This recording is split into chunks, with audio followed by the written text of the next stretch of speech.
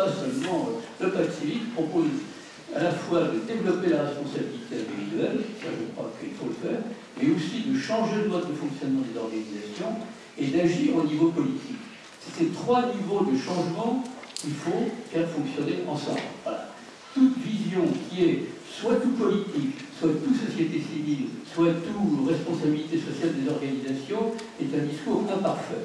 Nous sommes dans un monde global, il faut penser global, et le changement doit être à tous les niveaux en même temps. Voilà, ça c'est simple. Quelque chose que je voulais dire. Alors, quel est pour moi le défi aujourd'hui? Le défi, c'est que l'addition de l'exclusion et du relativisme, c'est un cocktail détonnant. Voilà. Parce que une personne en situation difficile, en situation d'exclusion, en situation de chômage, le mot n'a pas encore été dit. Tout de même, le problème fondamental de la société française, c'est tout de même cette énorme situation de chômage qui fait que les personnes qui sont les moins favorisées souffrent plus que les autres de cette situation. Et donc, il y a quand même un problème économique derrière tout ceci, qu'on n'a pas su résoudre. C'est la cause de la culturalisation de tout ceci. Bon.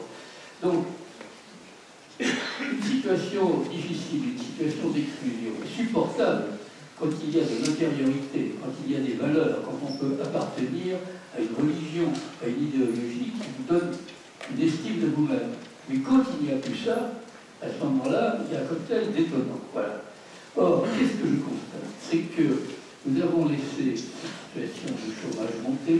Elle a frappé plus de populations peu qualifiées, plus de populations d'origine étrangère, et que les phénomènes d'exclusion ont une grande différence avec les phénomènes d'exploitation qui ne créent pas d'unité, qui ne recréent pas de regroupement, qui ne créent pas d'unité d'action. Donc les personnes sont livrées à elles-mêmes, dans la solitude, dans le désespoir, s'il n'y a pas de système symbolique et idéologique de rattrapage, elles sont confrontées à une violence extrêmement forte. Voilà. Alors, dans le même temps, il faut bien poser cette question du relativisme. La démocratie, c'est la libre expression, mais la libre expression n'exclut pas qu'il y ait des valeurs fortes. Et la démocratie fonctionne bien quand il y a des valeurs fortes qui s'expriment, même sont en conflit entre elles. Comme le dit souvent Paul Thibault, la laïcité en France a bien marché quand elle est en face d'elle une église catholique solide avec des conflits entre elles qui les obligeaient à avancer ensemble. Et donc nous sommes arrivés dans une situation où la chute des idéologies, la disparition du communisme, sur lequel on passe quand même bien vite, parce que ça a quand même été pour des générations un moment important de leur rapport à l'absolu. Le déclin de la religion catholique fait que une espèce de... Je veux dire, la disparition dans la psyché commune de la présence tutélaire de Dieu, comme un être qui vous donne confiance, qui vous donne une existence, indépendamment de la situation sociale. Je vous laisse de côté la question de la vérité. Là. Tout ceci a des effets. C'est-à-dire qu'à ce moment-là, personne qui n'a plus de valeur à laquelle se raccrocher, de repères, et en plus en situation d'exclusion, eh bien, elle est en très grande difficulté. Et donc, l'exclusion, c'est la mort sociale. L'exclusion est temporaire, c'est la même définitive. Et le relativisme, c'est la mort métaphysique. Et donc, quand on a une situation de mort, quand on n'a plus rien à perdre, la tentation de la violence est forte. Et je dirais, dans la situation dans laquelle nous sommes, heureusement qu'il y a un État social, heureusement qu'il y a des travailleurs sociaux, heureusement qu'il y a des éducateurs, heureusement qu'il y a toute série de choses qui limitent cette souffrance qui n'arrive pas à se transformer en action. Voilà. Et donc, voilà le point de départ. Le montée progressive de l'exclusion et du relativisme. Alors, comment, par là, construire quelque chose? C'est ça le sujet. Premièrement, j'ai trois choses. Premièrement, il me semble que les démocraties doivent s'organiser autrement pour lutter contre l'exclusion. Voilà. Le chômage, toutes les autres formes. L'exclusion culturelle, l'exclusion d'enseignement, je ne développe pas, mais Je pense quand même que le chômage est un multiplicateur d'exclusion. Je dis souvent que l'emploi ne règle pas tout, mais le chômage dérègle tout. Donc, d'abord, je pense que chacun peut faire quelque chose. On a trop tendance à considérer que le problème de chômage, d'exclusion, c'est pas notre affaire, c'est loin de nous. Non, on a démontré dans toute une série d'associations, en se mettant à plusieurs, en s'entraidant, en mettant en commun du temps et de l'argent, on peut s'entraider et amener des personnes dans l'emploi, c'est-à-dire dans le fait d'être utile à autrui, et d'avoir, du fait qu'on est utile à autrui, une rémunération qui nous donne de l'autonomie. Voilà. Chacun peut faire quelque chose. Mais il y a aussi un problème évidemment collectif, il y a un problème général, qu'on a moins bien résolu en France qu'ailleurs. En Suisse, il y a quand même moins de chômage. Au Danemark aussi. Ça ne règle pas tout, mais ça dérègle tout. Alors je pense qu'à l'avenir, nous avons peut-être à moins compter sur l'économie. Nos démocraties, au fond, vivent sur le progrès économique. Elles font passer un pacte faustien avec le marché et avec l'économie, en disant que l'économie se développe et le reste nous sera donné par surcroît. On voit bien qu'aujourd'hui, l'évolution économique est beaucoup plus difficile, plus compliquée, on a moins à attendre de l'économie, une espèce d'effet de ciseau entre l'extension des désirs et les moyens qui sont beaucoup plus limités. Donc il va falloir moins compter sur l'économie et plus compter sur le lien social. Les démocraties doivent travailler sur leurs propres ressources, sur leur capacité de dialogue, sur leur capacité de participation, comme il était dit, sur leur capacité de trouver du sens ensemble. Voilà. Et donc, il y a des nouveaux compromis à favoriser pour accepter le principe de sobriété, de façon à mieux partager, de façon à ce que chacun trouve sa place dans une société intégrée. Et c'est une révolution copernicienne dans une société marquée par l'individualisation du désir. Donc comment va-t-on recréer du collectif pour que la question de l'exclusion soit davantage prise en charge? Voilà, le premier grand sujet sur lequel, en France, on fuit quand même par rapport à ce sujet. On ne veut pas avoir des problèmes vraiment. Voilà. Donc,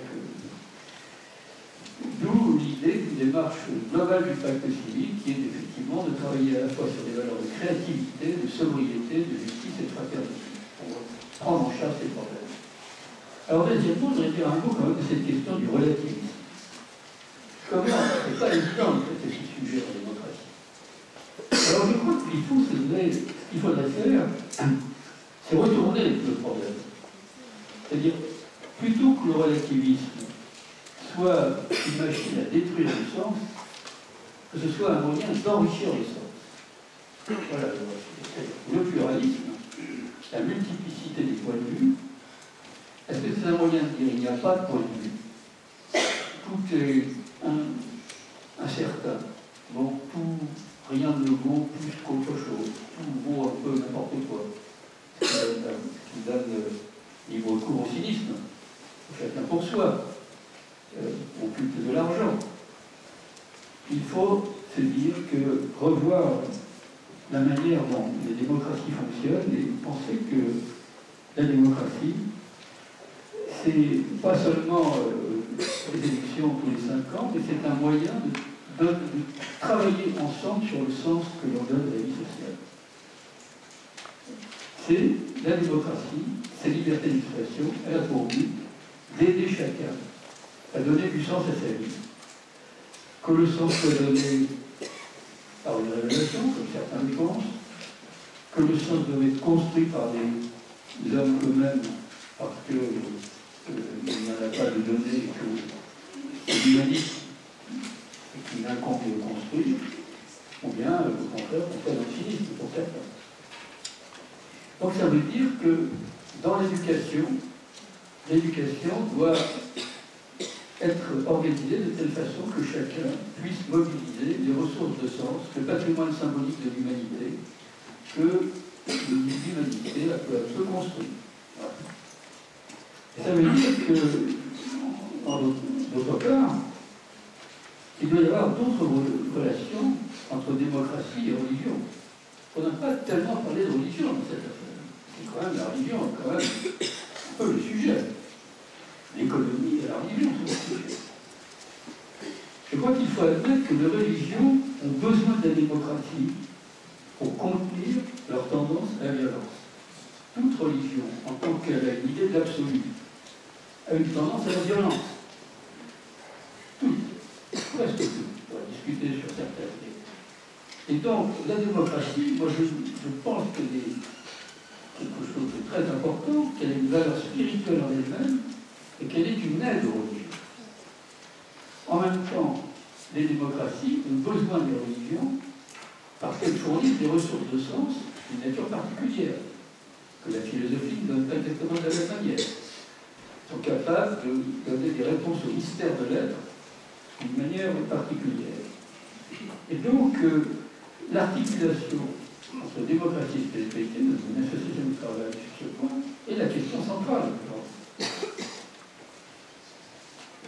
Mais il y a un autre enjeu pour les religions, c'est qu'elles doivent quand même travailler sur leur rapport mutuel.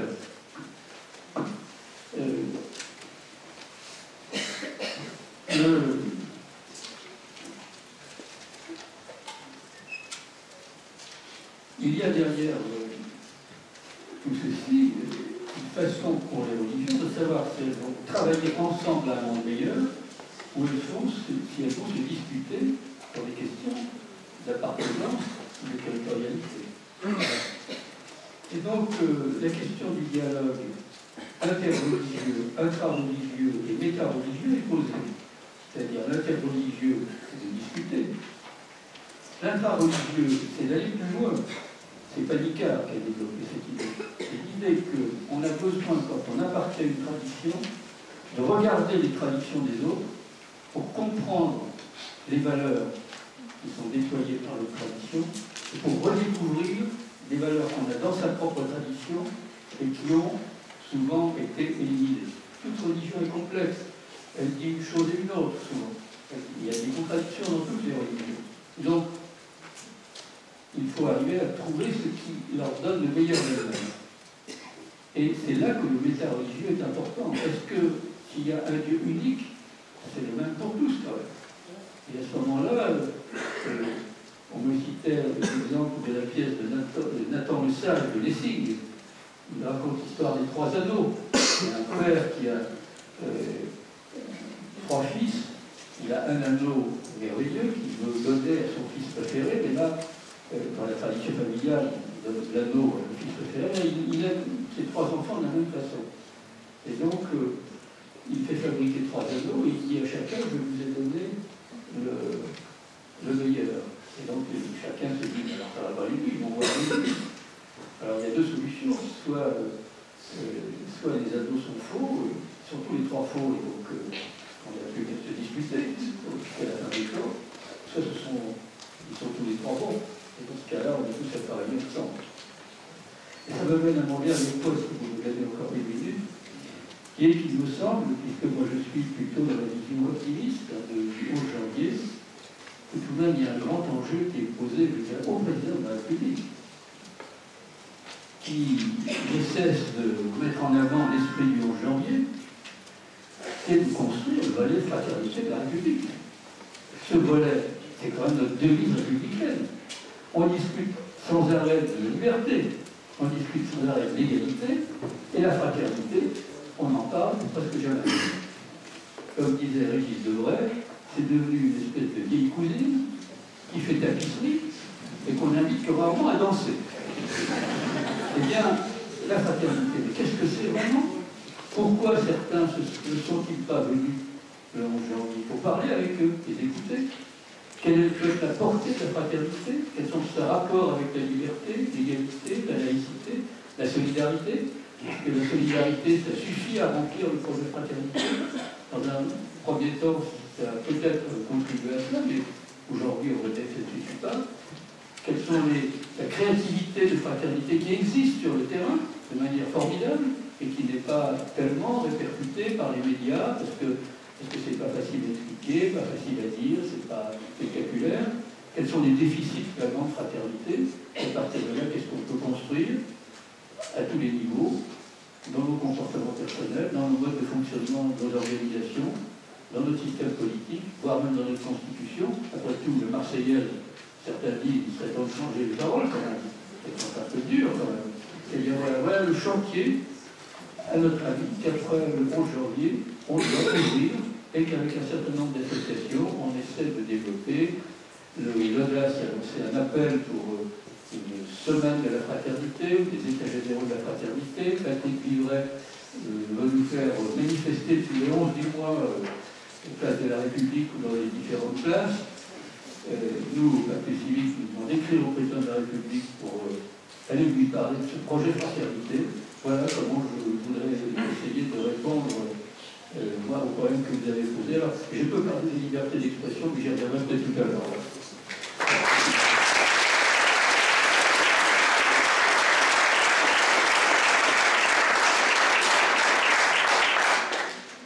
Merci beaucoup à vous quatre de nous avoir nourri tous les sens du terme, ou presque. Ce que je vous propose maintenant, c'est de basculer dans ce temps de petits groupes. Alors, ceux qui sont habitués au format initiative et changement et nouveau. Pour les autres, vous allez voir une petite gêne au début, on dit est-ce que vous osez parler à mon voisin. En fait, je le fais très bien. Et en tant qu'animateur, j'ai toujours beaucoup de mal à reprendre la main. Vu le temps que nous avons, on va vous donner un quart d'heure. Les questions sont dans le programme. Je vous les lis. Qu'est-ce qui m'a le plus interpellé dans l'intervention des orateurs? Et à mon niveau, que puis-je faire? Voilà. Alors, ce qu'on vous propose, c'est de prendre 2 minutes chacun pour soi, 2 minutes de silence, pour intégrer un petit peu ces contributions très riches. Donc 2 minutes de réflexion personnelle. Et puis après ces 2 minutes, l'invitation est de vivre un moment fraternel. Alors, on va un moment d'attention. Ce moment fraternel, ça va être que ceux qui sont debout depuis tout à l'heure puissent prendre des places assises. Donc ceux d'entre vous qui sont assis et qui ont la